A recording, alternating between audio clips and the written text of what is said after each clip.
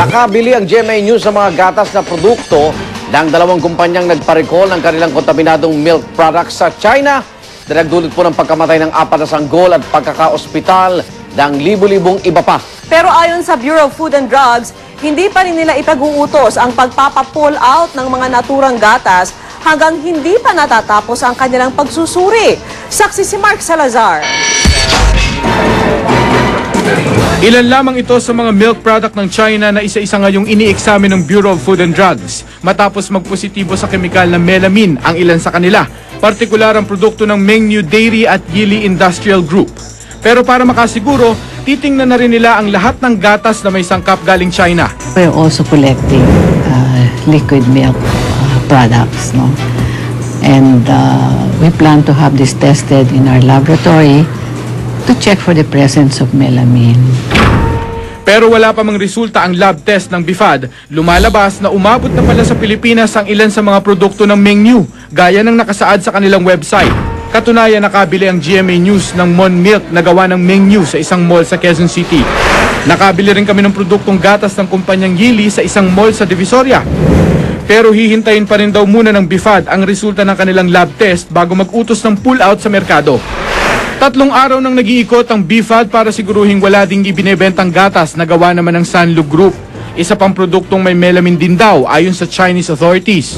They're now trying to collect samples of milk powders, especially those that are manufactured in China. Sa official statement ng Mengniu sa Associated Press noong Miyerkules, humingi na sila ng mga consumer. Pinaliwanag rin nilang tanging ang 3 batch lamang ng kanilang formula noong Enero ang kanilang binabawi.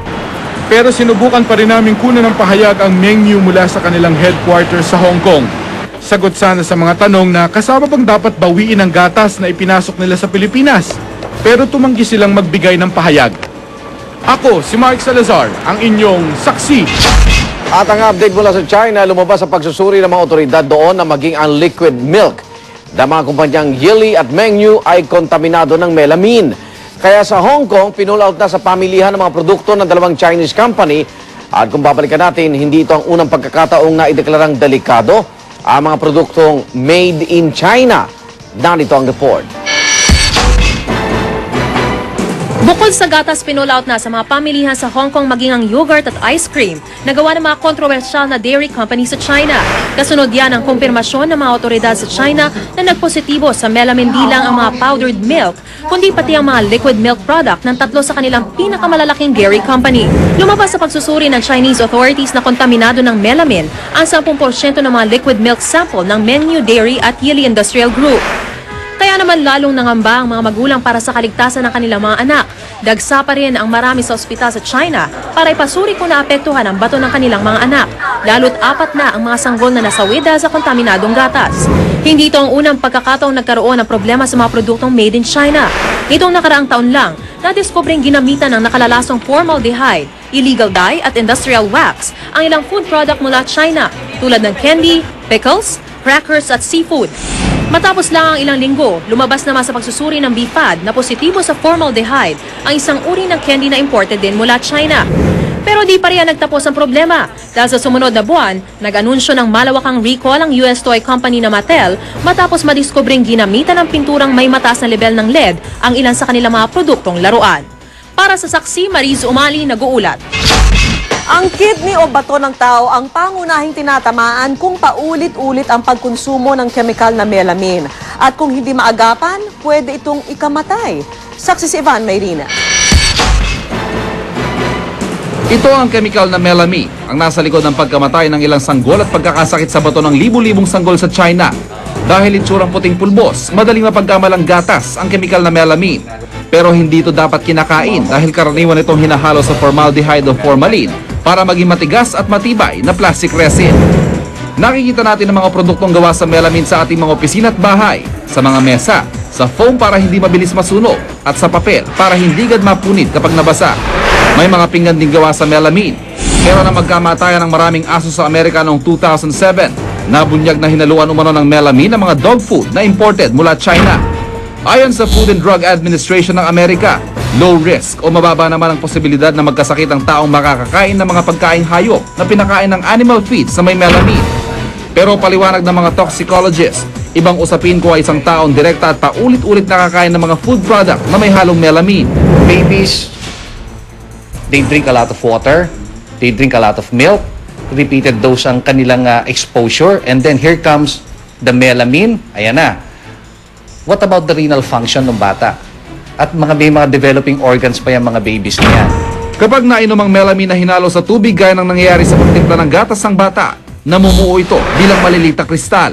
Dahil hindi natutunaw, bumabara mga kristal na ito sa bato o di kaya sa panto hanggang mapuno kung paulit-ulit ang konsumo. May renal failure ka and eventually the patient will die. Sinasabing inihalong melamine sa ilang brand ng milk products sa China para palabasing mas marami ang taglay nitong protina. Mataas kasi ang nitrogen content ng melamine na siyang pangunahing sukatan ng protina sa gatas. Ako si Ivan Beirina, ang inyong saksi. Sa Quiapo at Divisoria naman, tuloy pa rin ang bentahan ng nirepak at tingitinging powdered milk. Ayon sa BIFAD, pwede naman daw ang pagre-repack pero kung walang lisensya, walang katiyakang malinis itong naisasagawa. Saksi si Cesar Apolinario. Sa mga tindahan sa Villalobos Street sa Quiapo, Maynila, tinatakal ang gatas. Sako-sako kung ibagsak ng mga supplier. Tingi kung ibenta ng mga vendor sa presyong 49 pesos kada kalahating kilo. Murang-mura kumpara sa mga nakapaketeng gatas kaya mabenta. Sarap. May mga niripak na sa plastic.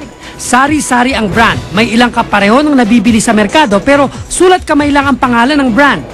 Bumili kami ng ilang balot para ipasuri. Sa isa pang tindahan, mas mahal ng kaunti. Mahigit 100 piso ang bentahan kada kilo.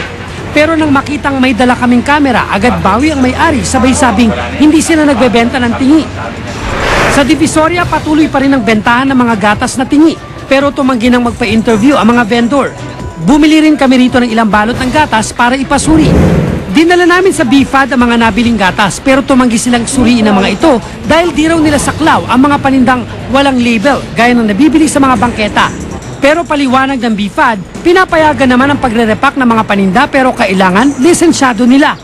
Ang problema, hindi lisensyado ang mga nagtitinda sa bangketa.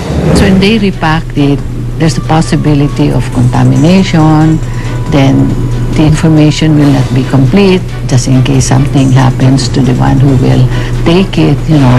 Pangako naman ni Manila Mayor Alfredo Lim, imomonitor nila ang mga tindahan ng gatas sa Quiapo at Divisoria. Pero dapat daw ipaalam sa kanila kung saan mismo ang mga tindahang ito.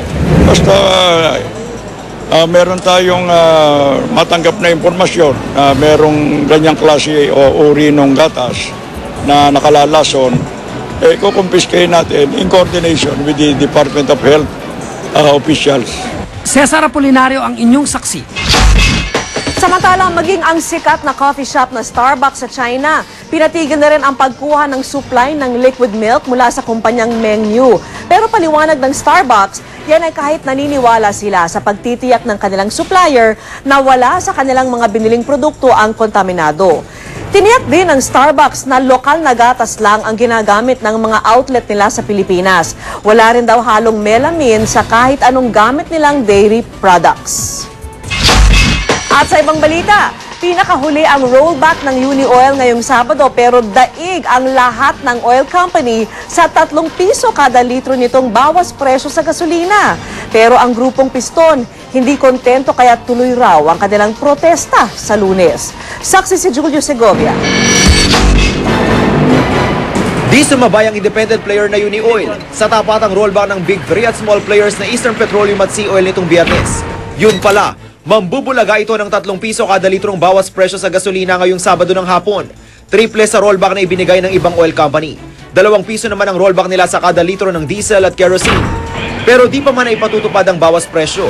Balak na raw itong sundan ng Unioil. Hindi itong huli. Kaya hindi nga namin tinawag na one time eh. Kaya tinawag namin big time.